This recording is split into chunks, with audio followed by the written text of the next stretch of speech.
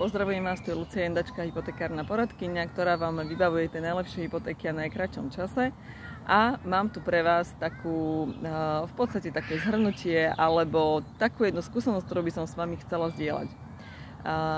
Mala som teda kontakt na jednu slečnu, ktorá si chcela zobrať hypotéku a po nejakom krátkom telefonáte som jej povedala, že teda vychádza jej to, čo sa týka hypotéky, proste úplne perfektná, luxusná klientka, nebude mať s hypotékou žiadny problém, ja všetko za ňu vybehám, skontaktujem sa s realitnou agentkou a jednoducho, respektíve realitná agentka bola známa.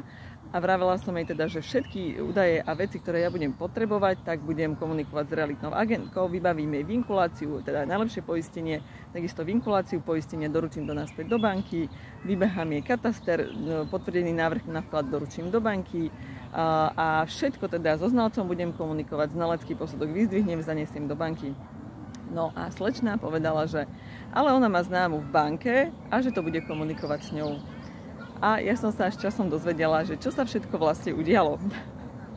Takže vinkuláciu poistenia si slečna musela vybehávať do poisťovne sama a hlavne nevedela, ako sa to robí. Pretože viete, ja tento úkon robím niekoľkokrát za mesiac, ale vy ako klienti, aj keď ste veľmi schopní, inteligentní, zarábajúci a verím, že keby ste to robili 5 krát za mesiac, že viete automaticky, ako sa to robí, ale teda klientka nevedela, čo ako má robiť a teda nabehala sa a v podstate toto si všetko riešila sama.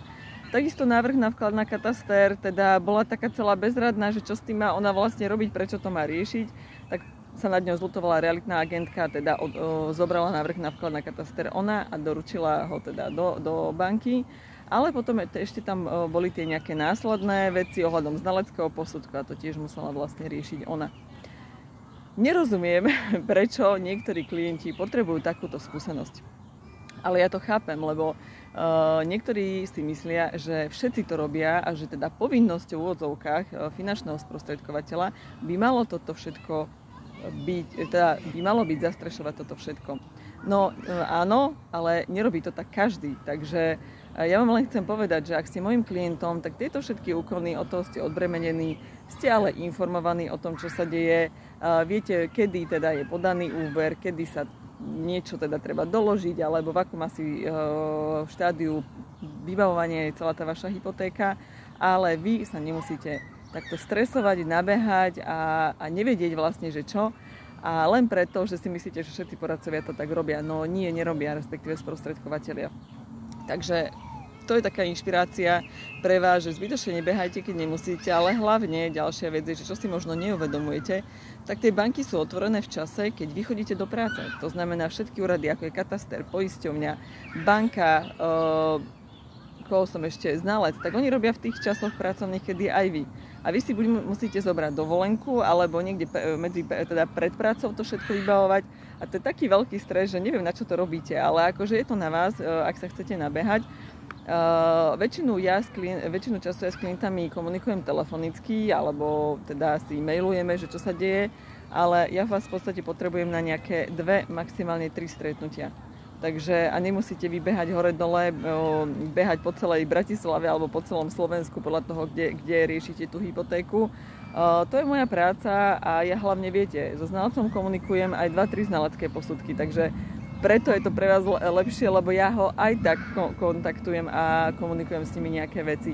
Takisto do každej banky ja donášam viacej úverov, takže preto je to pre vás efektívnejšie, keď to riešite všetko cezo mňa. Je to samozrejme na vás. Tiež ma k tomuto videu inšpirovala aj táto klientka, ale jeden môj ďalší klient, ktorý povedal, že nech mu jednoducho pozistujem čo a ako, lebo jednoducho, no na čo by to on vybehával, keď niekto to robí za neho. Takže zbytočne si nemíňajte dovolenky, je krásne letné počasie, radšej tú dovolenku využite na to, aby ste mali voľno, ale nie na to zbytočne, aby ste vybavovali hypotéku a stresovali sa na úradoch.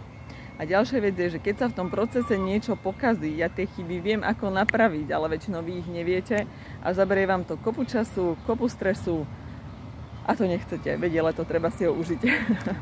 Takže opäť, ak chcete najlepšiu hypotéku v najkratšom čase, tuto niekde ma dole nakontaktujte a ja budem rada, ak sa stanete mojim ďalším spokojným klientom.